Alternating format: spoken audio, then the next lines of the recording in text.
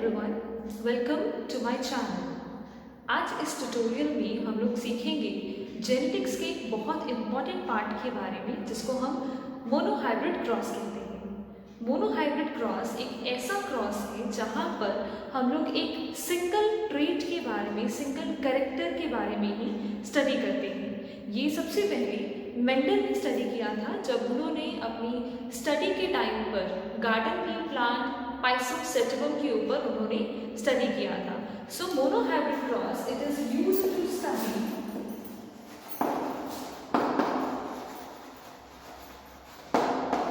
a single character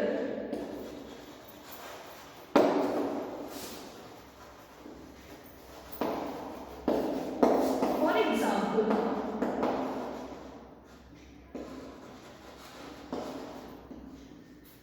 it could be height. अब height either it could be tall or it could be dwarf। तो जो एक character के बारे में हम लोग स्टडी कर रहे हैं वो एक कैरेक्टर है हमारा हाइट। हाइट टॉल भी हो सकती है, हाइट ड्वार्फ भी हो सकती है। इसी तरह से एक सेकंड कैरेक्टर हम लोग जब स्टडी करते हैं that would be colour of a flower. This color of a flower, either it could be as in a pea plant, it could be purple, or it could be white। तो जब कभी भी हम दो contrasting traits के बारे में study करते हैं वो एक ही कैरेक्टर के हों तो उस टाइम पे हम लोग मोनोहाइब्रिड क्रॉस को स्टडी करते हैं। मोनोहाइब्रिड क्रॉस एक ही कैरेक्टर को स्टडी करने के लिए यूज किया जाता है और इसकी जो जीनोटाइपिक रेशियो होती है that is always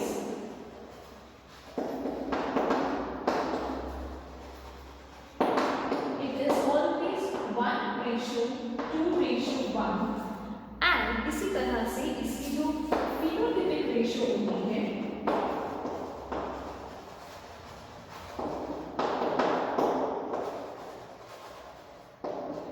that is always 3:1। Genotypic ratio किसी भी कैरेक्टर की किसी भी रेशियो का जीनोटाइपिक होता है जहाँ पर कि कोई भी कैरेक्टर उसके जीन्स में किस तरह से प्रेजेंट है। For example in case of a monohybrid cross the genotypic ratio 1 here represents that it is a homozygous character and it is homozygous dominant. The 2 part it represents that it is heterozygous dominant. And the third one, that is last one, it represents that it is homozygous recessive.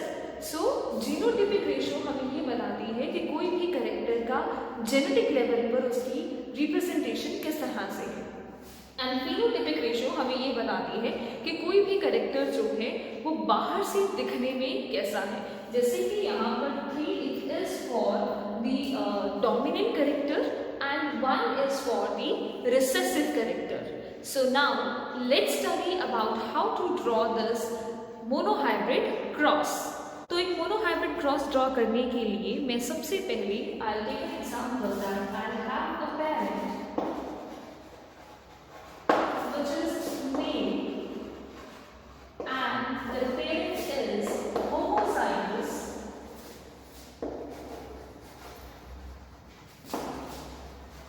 Toll.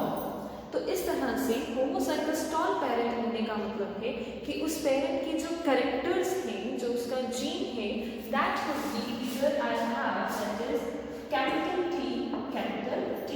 Homozygous tall यहाँ पे एक dominant character है तो tallness जो है dominant character होने की वजह से मैं उसको कैपिटल अल्फाबेट्स में रिप्रेजेंट करूंगी। So the parent is homozygous tall, that is capital T, it is crossed with homozygous recessive female which is dwarf and it will be small t। तो इसके बाद हम इसके alleles बनाते हैं that is capital T it is separated and capital T again separated, then small t इनको हम separate करके सर्कल कर देते हैं। इस जिसका मतलब होता है कि these two they are present on a chromosome and they are present on a pair. तो इसके बाद जब ये मीटिंग होती है of male and female, the pair of chromosome it dissociates into a haploid structure. तो इसके बाद एलील्स जो हम बनाते हैं वो एक haploid structure बनाते हैं. After that we'll be having the F1 generation, that is the first filial generation, जहाँ पर मीटिंग करने के बाद of male and female we will be having a plant having characters of both the parents, that will be capital T and small t. That is एक parent हमारे पास एक T आ रहा है पेरेंट से और दूसरा स्मॉल टी आ रहा है दूसरे पेरेंट से, तो वो कंबाइन कर हमारे पास एक ऑफस्प्रिंग बनता है जो दिखने में टॉल होता है क्योंकि उसके पास डोमिनेंट कैरेक्टर प्रेजेंट है, लेकिन ये एक हेटेरोजाइगस टॉल होता है बिकॉज इसके पास जो दूसरा गैमीट है दैट इज ऑफ ड्वार्फ. ये प्योरली होमोजाइगस टॉल नहीं होता है, प्योरली टॉल नहीं होता है क्योंकि इसके पास एक सेकंड जो अलील प्रेजेंट है दैट इज स्मॉल टी. तो इसीलिए ये हेटेरोजाइगस टॉल कंडीशन में आता है. अब इसके बाद in the next generation we have for the F2 generation,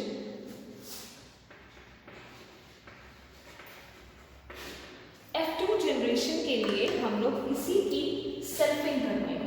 selfing का मतलब है कि ये जो प्रोजेनी मेरे पास F1 जनरेशन में आई है इसी प्रोजेनी को मैं आपस में मेंटेन कर पाऊंगी, that I will make the different plants of the F1 generation. पहली जनरेशन के जितने प्लांट्स मेरे पास आए हैं मैं उन सब की मेंटेन कर पाऊंगी आपस में, उनमें से कोई भी दो सिलेक्ट करके taking one as male and another as female. तो इस प्रोसेस को हम कहते हैं selfing. So in the second one I will be doing selfing. Selfing के बाद F2 जनरेशन में I will be drawing a Punnett square. Punnett square is a type of square जहां पर में जो अलील्स प्रेजेंट होते हैं उनको हम लोग रिप्रेजेंट करते हैं इन दिस फॉर्मेट कि हमारे पास अगर दो तरह की अलील्स प्रेजेंट हैं that is capital T and small t, तो उसी का मैं मल्टीपल बनाऊंगी दैट इज 2 into 2 4.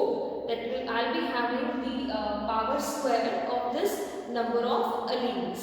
So मेरे पास दो alleles present है तो मैं यहाँ पे 4 boxes type Punnett square draw करूँगी and I'll be writing about these alleles separately on the both the sides, taking one as male and one as female. Taking this one as male and this is as female. तो इसके बाद मैं यहाँ पर इनकी alleles write down करूँगी that is capital T small t capital T small t. और इसके बाद मैं इनके आगे जीन्स बनाऊंगी जो इनकी प्रोजेनी बनती है. Taking this first one this column, if I am filling this column, तो यहाँ पर इस कॉलम को फिल करने के लिए मैं ये वाला T कंसिडर करूँगी. आई राइट डाउन दिस एंड इसी के साथ इसके सामने वाला जो T है मैं वो लूँगी and I write down this also. Similarly moving on to the next one, इस कॉलम के ऊपर I will be having the T this one and small t. और उसके बाद for the next third column I will be having this T and the small t, and in the last one small t from here and small t from here. तो इस तरह से मेरा Punnett square जो है वो fill हो जाएगा. अब बारी आती है पुनेट स्क्वायर को रीड करके इसमें से प्रोजेनी का नंबर निकालने की. तो प्रोजेनी का नंबर निकालने के लिए बहुत सिंपल फॉर्मूला है that is when we are talking about the monohybrid cross. तो यहाँ पर जो लास्ट होगा that is always the dwarf one. वो उसमें स्मॉल टी है तो ये हमेशा ड्वार्फ होगा. तो दिस मीन्स कि हमारे पास एक प्रोजेनी आई है that is completely dwarf, right.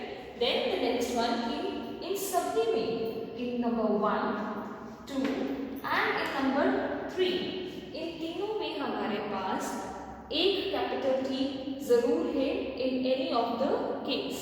Either they are both the capital T's or it is either one allele is a dominant one.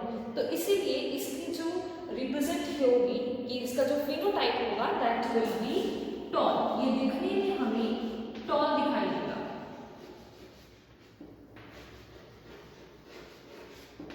Now reading this Punnett square, we will be having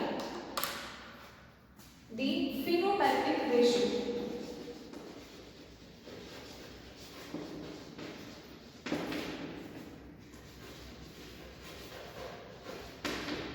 अब इसकी phenotypic ratio study करने के लिए हमारे पास क्या है कि जो हमारे पास 4 प्लांट्स आ रहे हैं वो चारों प्लांट्स हमें दिखने में कैसे हैं तो उसको हम लोग phenotypic ratio में काम डाउन करते हैं. जिसमें कि 3 प्लांट्स वो फर्स्ट, सेकंड और थर्ड में हमारे पास प्लांट आए हैं तो वो तीनों प्लांट्स दिखने में हमारे पास टॉल है. तो phenotypic ratio में हम लोग लिखेंगे 3 tall is to the last one we are having dwarf. वो छोटे साइज का आता है तो फिर भी राइटिंग 1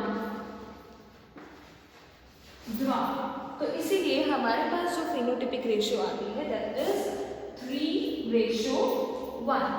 और इसी तरह जब हम इसकी जीनोटाइपिक रेशियो निकालते हैं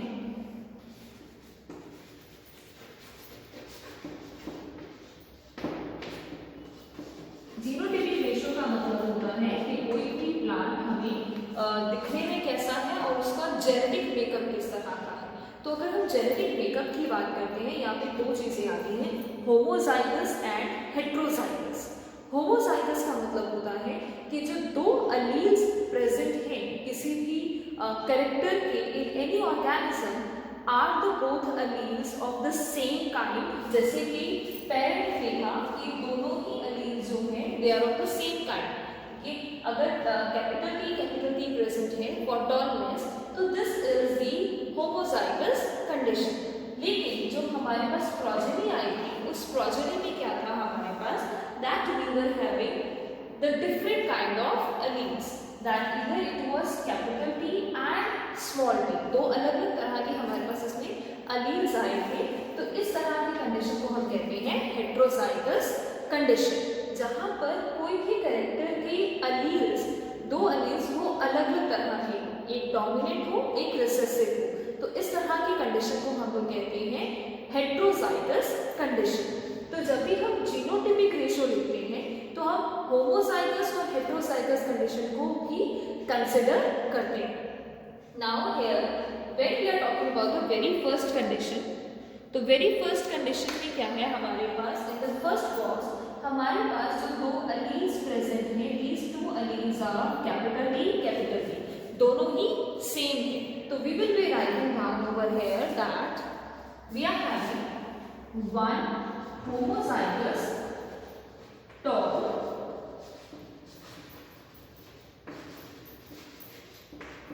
is to. अब उसके बाद हमारे पास सेकंड और थर्ड बॉक्स में that we are having capital T small t, capital T small t. तो 2 alleles जो 2 तरह के alleles हमारे पास इसमें हैं वो दोनों डिफरेंट टाइप ऑफ alleles हैं. तो यहाँ पर जो कंडीशन बनती है दैट इज हेट्रोजाइगस कंडीशन. सो दिखने में ये टॉल है लेकिन ये हेट्रोजाइगस टॉल है. So we will be writing down 2 heterozygous.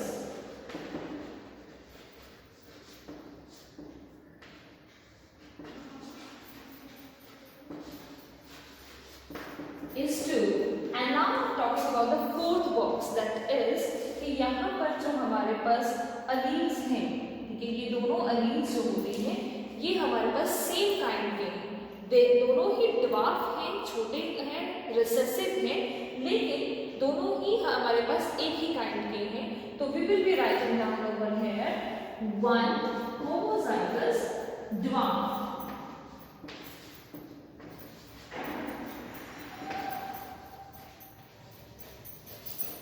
तो इसीलिए हमारे पास जो रेशियो आती है of this genotypic ratio that is 1:2:1. So that is our homozygous ratio, 1:2:1. ठीक है.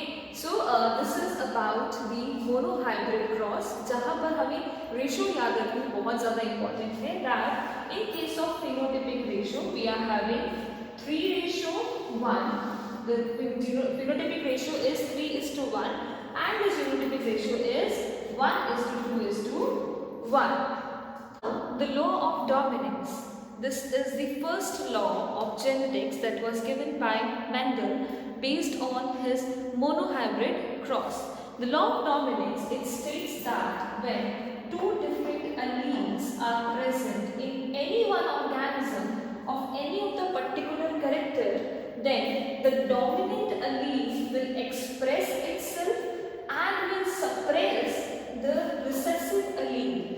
मतलब कि अगर कभी भी किसी भी कंडीशन में दो डिफरेंट तरह की अलील्स किसी ऑर्गेनिज्म में प्रेजेंट है. मान लीजिए अगर मैं हाइट का कैरेक्टर स्टडी करती हूँ तो हाइट के अगर दो डिफरेंट तरह के अलील्स, एक टॉलनेस के लिए एक ड्वार्फनेस के लिए किसी भी ऑर्गेनिज्म में प्रेजेंट हैं, तो हमेशा जो डोमिनेंट कैरेक्टर होगा वो खुद को एक्सप्रेस करेगा और वो अपनी प्रेजेंस को शो करेगा. हालांकि जो रिसेसिव कैरेक्टर है, डोमिनेंट कैरेक्टर रिसेसिव कैरेक्टर को सप्रेस कर देगा, उसकी एक्टिविटी को शो नहीं होने देगा और उसको दबा देगा. तो this is the law of dominance, जहां पर the dominant character it will always express itself and the recessive one will always be suppressed. जो रिसेसिव होगा वो हमेशा सप्रेस्ड रहेगा और जो डोमिनेंट कैरेक्टर है वो हमेशा अपने आप को एक्सप्रेस करेगा. For example, in a condition where it is capital T and small t, it is always that capital T it is the for tallness and it is dominant, and small t is for dwarfness and it is always recessive. तो हमेशा जब भी capital T और small t दोनों इकट्ठे present होंगे, उस condition में हमेशा जो हमारे पास फिनोटाइप दिखाई देगा, जिस तरह का प्लांट हमें दिखाई देगा, वो हमेशा टॉल प्लांट होगा, because capital T is dominant और वो खुद को एक्सप्रेस कर जाएगा, और स्मॉल t रिसेसिव होने की वजह से वो खुद को एक्सप्रेस नहीं कर पाएगा और वो अपनी एक्टिविटी को सप्रेस कर देगा. So this is known as law of dominance. आज के इस वीडियो में बस इतना ही. आई होप कि आप लोगों को मोनोहाइब्रिड क्रॉस के बारे में समझ आ गया होगा, लॉ ऑफ डोमिनेंस के बारे में भी समझ आ गया होगा. अपने व्यूज़ कमेंट बॉक्स में ज़रूर मेंशन करिए. अगर आपको कोई और डाउट है तो do mention in the comment box below. And before leaving, give a big thumbs up to this video, like this video, share this video with your friends and your family, and do not forget to subscribe my channel. Thanks for watching.